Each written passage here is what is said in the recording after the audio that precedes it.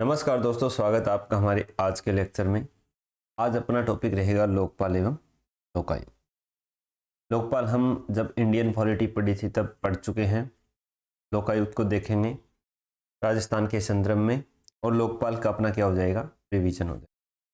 तो सबसे पहले हम देखते हैं कि इस प्रकार की संस्था पूरे विश्व में सबसे पहले हमें कहाँ देखने को मिलती है।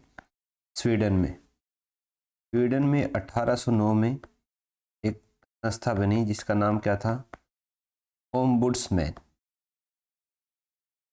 ओम्बुड्समैन का मतलब क्या होता है? इसका मतलब होता है कि लोगों का प्रतिनिधित्व करने वाला। ये एक स्वीडिश शब्द है, का अर्थ है लोगों का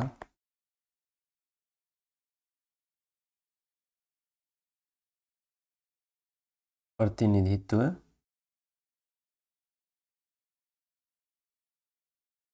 इस संस्था का क्या काम था? इस संस्था का काम था कि अगर आम जन को कोई शिकायत है जनप्रतिनिधियों के विरुद्ध, लोक सेवकों के विरुद्ध, या जो सरकारी अधिकारी है, कर्मचारी है, उनके विरुद्ध, तो वो इस संस्था में शिकायत दर्ज करवाते थे। का क्या कार्य था?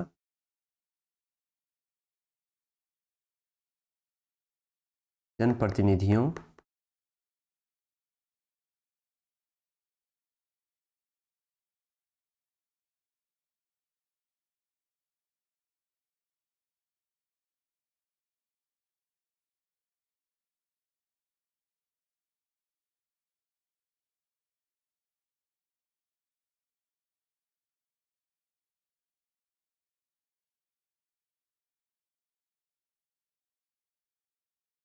आम जन की शिकायतों का निस्तारण,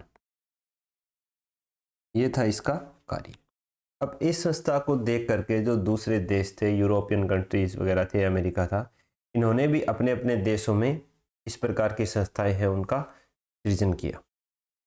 तो संभवतः भारत में भी कोई ऐसी संस्था था जिसका उद्भव होना जरूरी था, क्योंकि 1947 में हमें आज़ादी तो मिल गई थी, लेकिन समस्याएं अभी भी बहुत थी।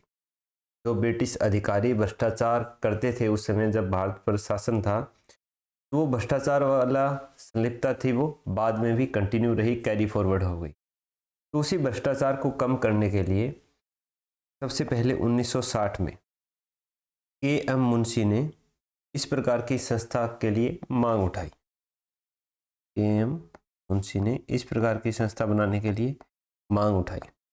1963 में सबसे पहले लोकपाल शब्द का प्रयोग किया गया लक्ष्मीमल सिंघवी के द्वारा, जो राजस्थान के प्रसिद्ध कानूनविद थे। लोकपाल शब्द का सर्वप्रथम प्रयोग इसके द्वारा किया गया, एल एम सिंघवी के द्वारा। 1963 में राजस्थान में प्रशासनिक सुधार समिति भी बनी थी, जिसका अध्यक्ष कौन थे? हरिश्चंद्र माथुर।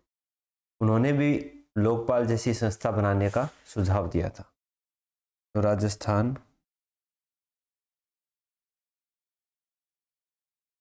प्रशासनिक समिति बनी थी अपनी, जिसके अध्यक्ष कौन थे? हरिश्चंद्र माथुर,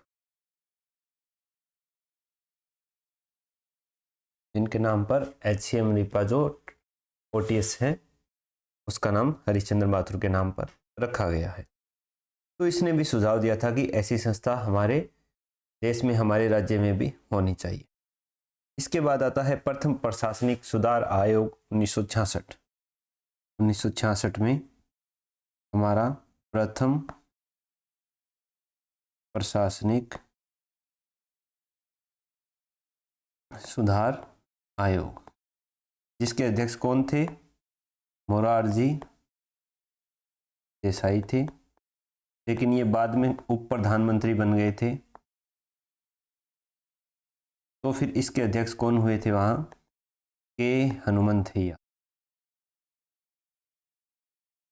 तो जो प्रथम प्रशासनिक सुधार आयोग है, इसने भी ये सुझाव दिया कि केंद्र के स्तर पर लोकपाल और राज्यों के स्तर पर लोकायुक्त जैसी संस्थाओं का सृजन किया जाना चाहिए, जिससे भ्रष्टाचार से संबंधित शिकायतों की जांच की जा सके। केंद्र के स्तर पर कौन होगा? लोकपाल होगा। और राज्य के स्तर पर लोकायुक्त होगा, 1966 में बताया सिफारिशें। 1966 से फिर क्या आया, 1968। 1968 में पहली बार लोकपाल विधेयक संसद में लाया गया। पहली बार लोकपाल विधेयक लाया गया, लेकिन ये पारित नहीं हो सका। टोटल 9 बार लोकपाल विधेयक संसद में लाया गया था और ये संसद से पारित नहीं हुआ। क्यों नहीं हुआ? क्योंकि इसके दायरे में लगभग सारे मंत्री, प्रधानमंत्री और जितने सरकारी अधिकारी कर्मचारी थे वो सभी आते थे। तो जो इसको ड्राफ्ट कर रहे थे वो भी इसके अंदर आ रहे थे। तो कहीं ना कहीं एक डर था उनके अंदर। तो कभी ये राज्यसभा से पारित नहीं होता, कभी लोकसभा से पारित नहीं होता। तो 9 बार ये पारित नहीं हो चुका। फिर 10वीं बार ये 2011 में लाया गया। 10वीं बार 2011 में जो ये विधेयक लाया गया, दिसंबर 2013 में ये राज्यसभा से पारित हुआ, लोकसभा से पारित हुआ और 31 दिसंबर 2013 को राष्ट्रपति ने इस पर साइन किए। राष्ट्रपति ने हस्ताक्षर कर दिए और 1 जनवरी 2014 से ये लागू हुआ। तो 2014 का लाया हुआ विधेयक 2013 के दिसंबर में पारित हुआ। तो इसमें भी काफ़ी ज़्यादा विचार विमर्श हुआ। जो स्थायी समितियां होती है संसद की, उसमें गहन चर्चा के बाद में इसको दिसंबर 2013 में संशोधनों के साथ इसको पारित किया गया और 1 जनवरी 2014 को ये लागू हो गया, जिसमें केंद्र के स्तर पर लोकपाल और राज्यों के स्तर पर लोकायुक्त का संस्थाओं का नियुक्ति करनी थी, निर्माण करना था। लेकिन फिर भी 5 वर्ष बीत जाने के बाद 5 वर्ष तक भारत में लोकपाल की नियुक्ति नहीं की गई। मार्च 2019 में हमारे प्रथम लोकपाल नियुक्त हुए। प्रथम लोकपाल कौन थे अपने? पीसी घोष। पीसी तो अधिनियम बनने के बाद भी 5 साल लग गए हमें लोकपाल को नियुक्त करने में। तो इस प्रकार से हमारे जो प्रथम लोकपाल है वो पीसी घोष बने। शपथ ग्रहण की इन्होंने मार्च में और हमारा लोकपाल एवं लोकायुक्त अधिनियम 2013 है वो लागू हुआ। अब देखते हैं हम लोकपाल संस्था की संरचना कि इसकी संरचना क्या होती है।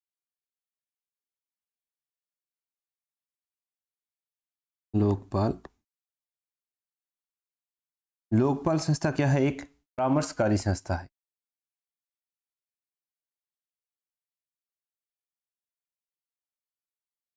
परामर्शकारी संस्था है और इसकी परामर्श है वो बाध्यकारी नहीं है। दूसरा, ये एक सांविधिक संस्था है, सांविधिक निकाय है। अब संवैधानिक और सांविधिक निकाय में अंतर आपको पता होगा। संवैधानिक निकाय वे निकाय हैं जिनका सीधा सीधा उल्लेख संविधान में किया गया है और सांविधिक वे होते हैं जो बाद में संसद के द्वारा अधिनियम बना करके जिनका निर्माण किया जाता है, वो सांविधिक होते हैं। तो संविधान में इसका उल्लेख नहीं है। इसको लोकपाल एवं लोकायुक्त अधिनियम 2013 से सृजित किया गया है। तो ये एक सांविधिक निकाय है। लोकपाल संस्था में एक होते हैं सभापति और 8 होते हैं इसमें सदस्य। सदस्य कितने होते हैं? 8। सभापति की नियुक्ति किसके द्वारा की जाती है? राष्ट्रपति के द्वारा की जाती है। अब सभापति बनने के लिए योग्यताएं क्या होनी चाहिए? सभापति बनने के लिए वो सुप्रीम कोर्ट का या तो सेवानिवृत्त मुख्य न्यायाधीश होना चाहिए या सुप्रीम कोर्ट का सेवानिवृत्त न्यायाधीश होगा तो भी चलेगा, या कोई प्रतिष्ठित व्यक्ति भी इसके अंदर दिया गया है। प्रतिष्ठित व्यक्ति वो सभापति बनने के लिए योग्य है। मतलब हाई कोर्ट का चीफ जस्टिस है वो लोकपाल नहीं बन सकता। सिर्फ सुप्रीम कोर्ट का चीफ जस्टिस और सुप्रीम कोर्ट का कोई न्यायाधीश है वो लोकपाल का सभापति है, लोकपाल संस्था में वो बन सकता है। न्यूनतम आयु इसके लिए 45 वर्ष है। न्यूनतम आयु 45 वर्ष। अब इसकी नियुक्ति कौन करेंगे? राष्ट्रपति करेंगे। राष्ट्रपति करेंगे तो राष्ट्रपति एक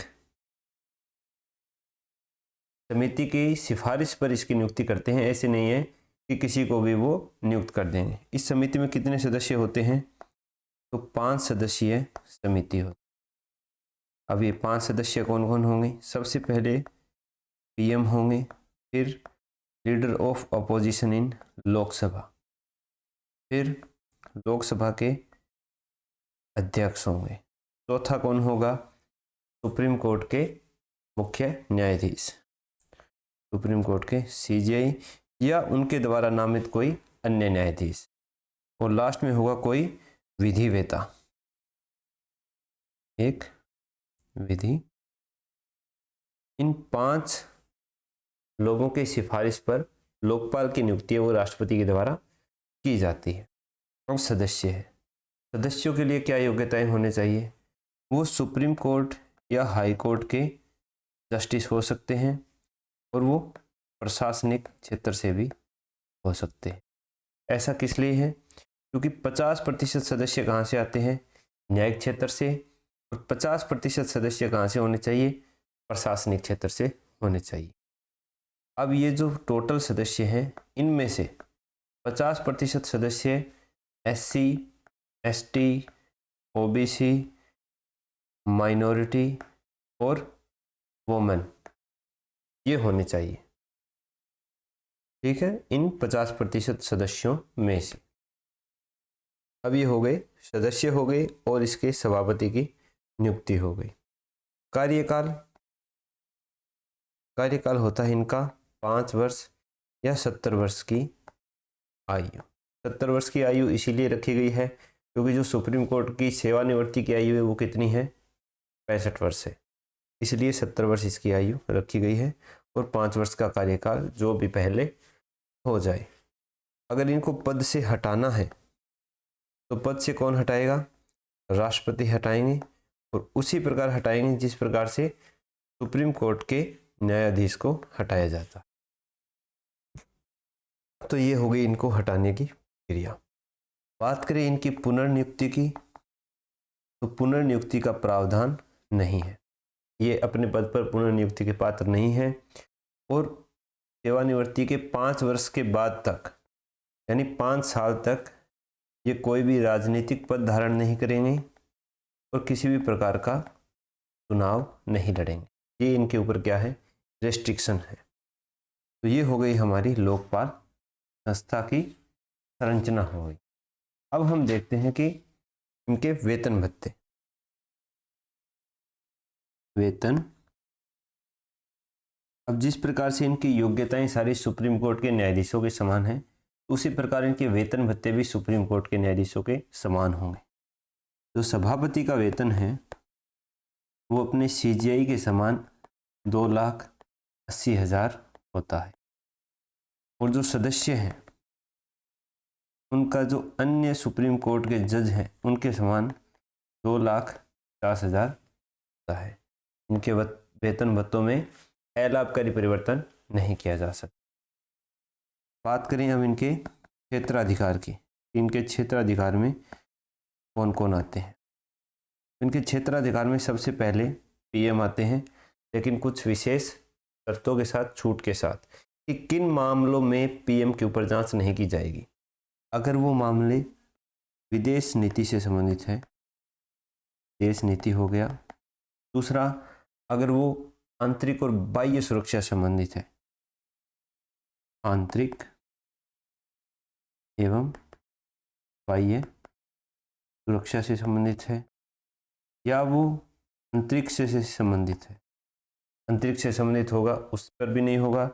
और दूसरा है परमाणु ऊर्जा, इनसे संबंधित जो भी मामले हैं उनमें इनकी जांच नहीं की जा सकती।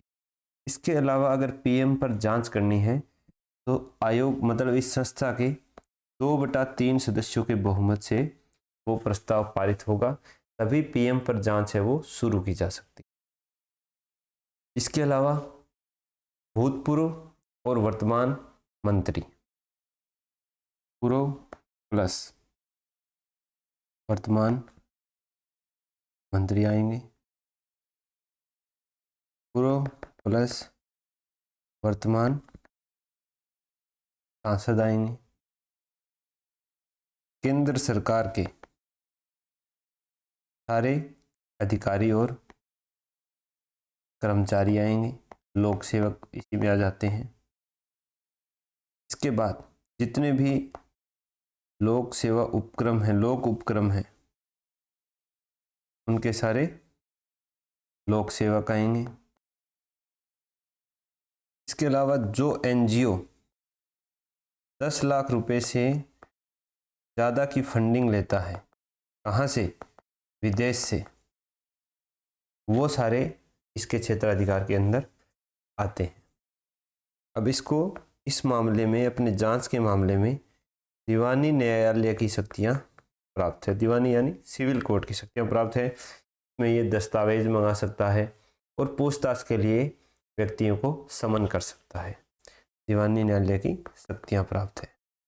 अगर ये अपनी जांच है वो सीबीआई को सौंपता है, तो उस जांच के लिए सीबीआई का ये निर्देशन कर सकता है, नियंत्रण करता है, और उसके अधिकारियों को अगर स्थानांतरण करता है तो वो भी लोकपाल की सहमति से ही उनका स्थानांतरण है वो किया जाएगा।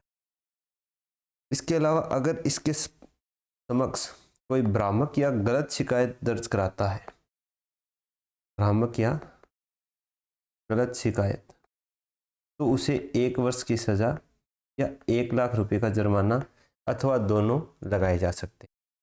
और इसके लिए विशिष्ट अदालतों का गठन भी केंद्र के द्वारा किए जाने का प्रावधान है। ठीक है, ये हो गए अपना लोकपाल। अब आपको कमेंट बॉक्स में बताना है कि हमारे वर्तमान में लोकपाल के पद पर कौन है। ठीक है, वो हम अगली वीडियो में चेक करके बता देंगे। हालांकि आप नेट से भी इसको चेक करके लिख सकते हो, इसमें कोई बड़ी बात नहीं है। ये इसीलिए है कि हमें थोड़ा सा मोटिवेशन रहे कि हमारी वीडियो लोग पूरी देखते हैं और थोड़ा सा हमारा कांटेक्ट बन रहा है। इसके बाद में है लोकायुक्त। तो लोकायुक्त राज्य के स्तर पर, जैसे केंद्र के स्तर पर लोकपाल है, वैसे ही राज्यों के स्तर पर लोकायुक्त संस्था है, उसका गठन किया जाना है। तो सबसे पहले लोकपाल यानी लोकायुक्त किसने लाया था? प्रथम राज्य। सबसे पहला राज्य था उड़ीसा,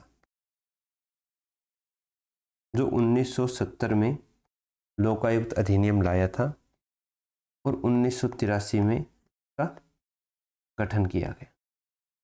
लेकिन पहला राज्य, प्रथम राज्य जिसने गठन सबसे पहले किया, वो था महाराष्ट्र, जो 1971 में विधेयक लाया और 1972 में क्या हो गया? गठन किया। लेकिन उड़ीसा ने क्या किया? 1983 में गठन तो किया, 1993 में इसको समाप्त भी किया। तो समाप्त करने वाला भी राज्य कौन सा हो गया? उड़ीसा। और सबसे पहले विधेयक लाने वाला भी राज्य कौन सा हो गया? उड़ीसा। सबसे पहले गठन करने वाला राज्य है महाराष्ट्र। बात करें हम राजस्थान की, कि राजस्थान में सबसे पहले कब लाया गया? राजस्थान में जब 1963 तो प्रथम प्रशासनिक सुधार समिति बनी थी, उसी की अनुशंसा पर 1973 में अधिनियम बनाया गया, राजस्थान लोकायुक्त एवं उप लोकायुक्त अधिनियम 1973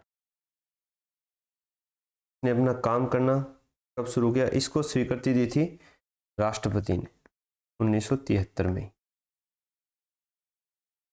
तो राजस्थान में 1973 में इसका गठन किया गया। उस समय हमारे प्रथम लोकायुक्त कौन बने? प्रथम लोकायुक्त थे ID दुआ। और उप लोकायुक्त कौन थे? उप लोकायुक्त थे KPU मेनन।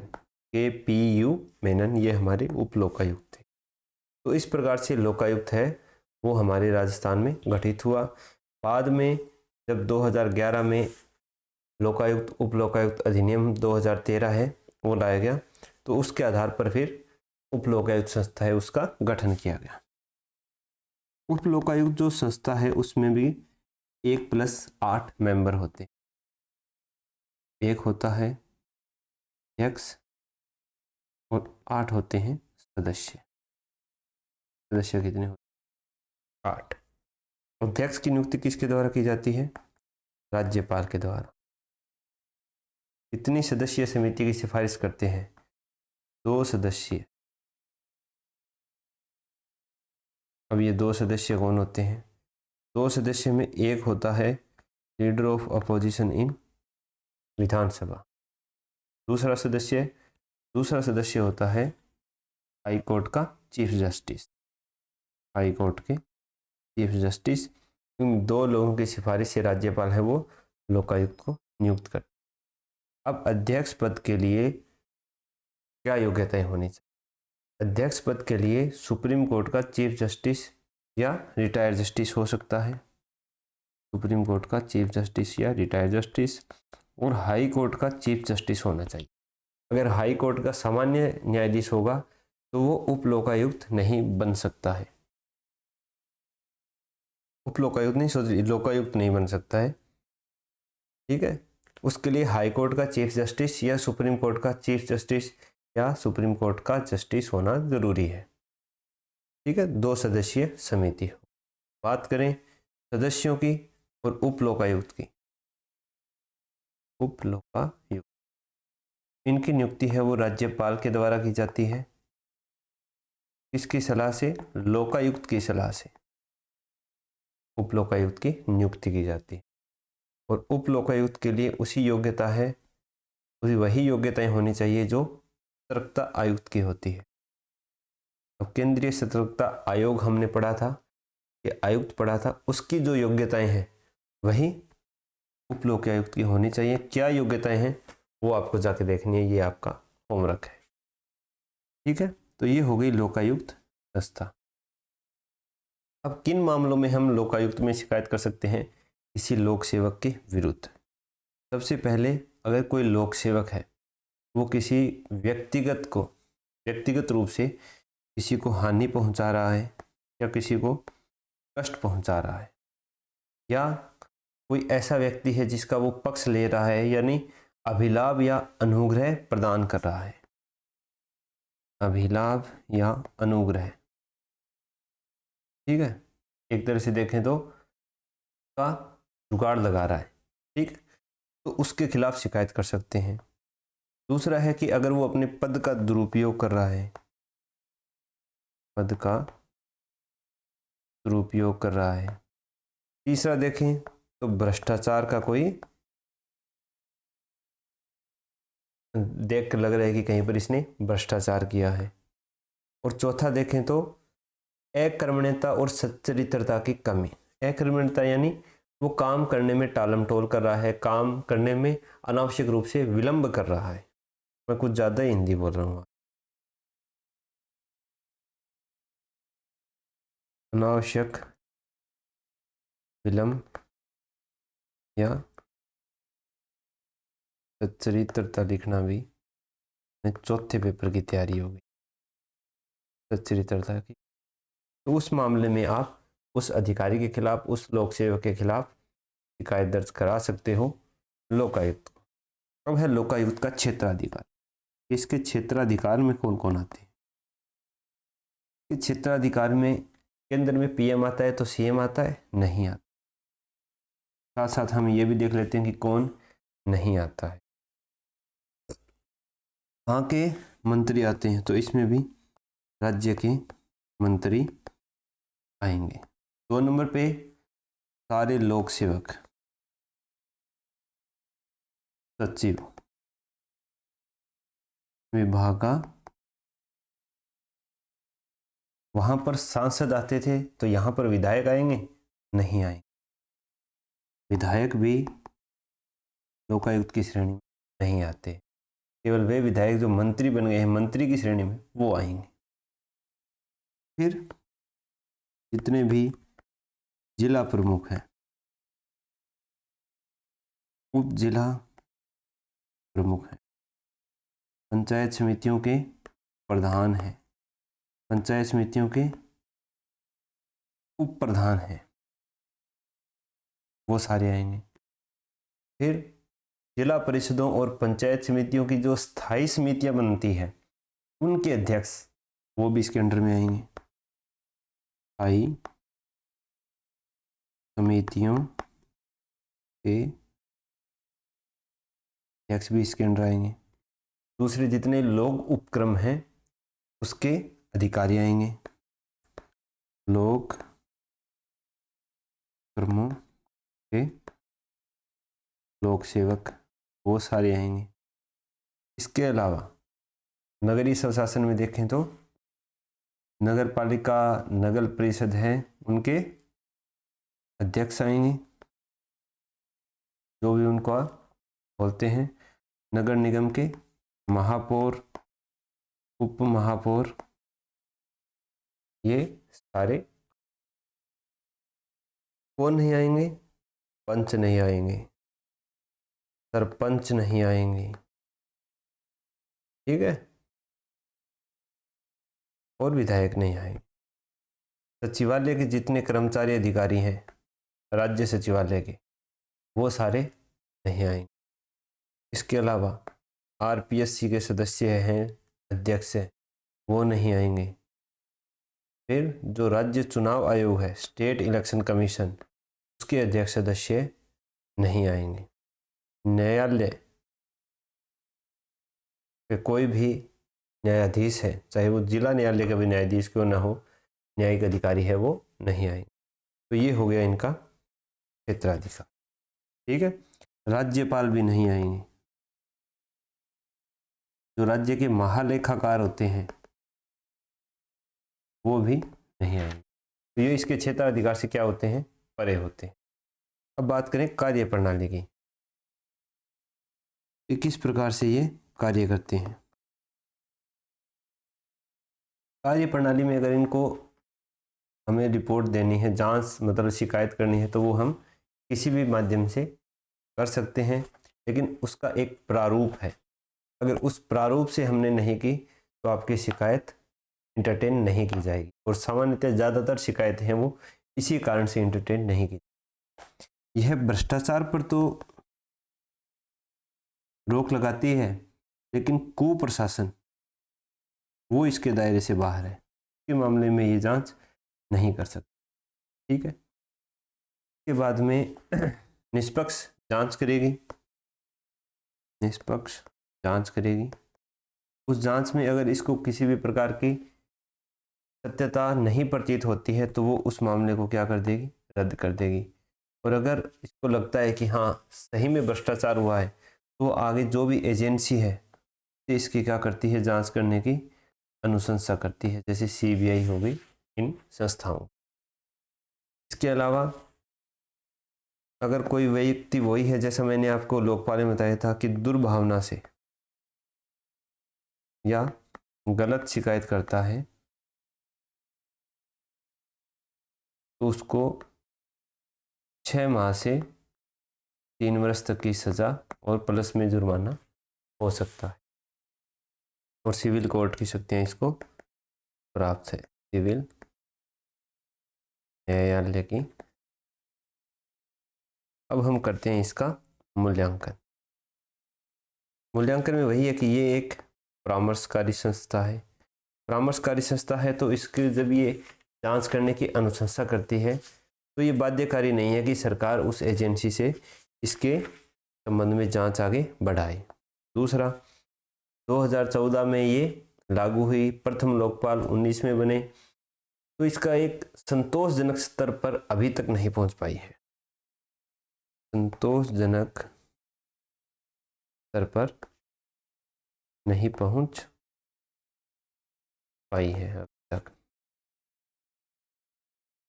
फिर ये किसी भी प्रकार का दंड नहीं दे सकती है, तो पूर्णाधिकार प्राप्त संस्था नहीं है, पूर्णाधिकार प्राप्त नहीं है, ये केवल एक परामर्शकारी संस्था बन के रह गई है। अब हम बात करें कुछ फैक्ट की। तो प्रथम अपने लोकायुक्त कौन थे? ID दुआ, उप लोकायुक्त KPU मेनन। अब ऐसे लोकायुक्त तो 2 बार चुने गए हैं। पहले पुनर्नियुक्ति हो सकती थी, 2019 में संशोधन के बाद पुनर्नियुक्ति की पात्रता है वो खत्म कर दी गई। तो ऐसे व्यक्ति थे जो 2 बार लोकायुक्त बने थे और सबसे लंबा कार्यकाल भी उन्हीं का रहा है, सर्वाधिक कार्यकाल वाले। MB शर्मा, MB शर्मा थे वो सबसे ज़्यादा कार्यकाल वाले और 2 बार लोकायुक्त अपने राजस्थान के नियुक्त हुए थे। और सबसे कम कार्यकाल,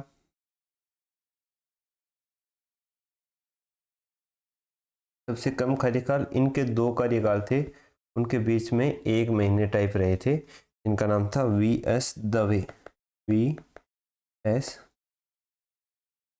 अब आपके लिए प्रश्न है कि राजस्थान के वर्तमान लोकायुक्त कौन है? 2 प्रश्न हैं आपके लिए। राजस्थान के वर्तमान लोकायुक्त और भारत के वर्तमान लोकपाल, ये आपको हमें कमेंट करके बताना है। कल के लेक्चर में हम पढ़ेंगे राज्य मानवाधिकार आयोग और राज्य सूचना आयोग। ठीक है, तो मिलते हैं हम कल के लेक्चर।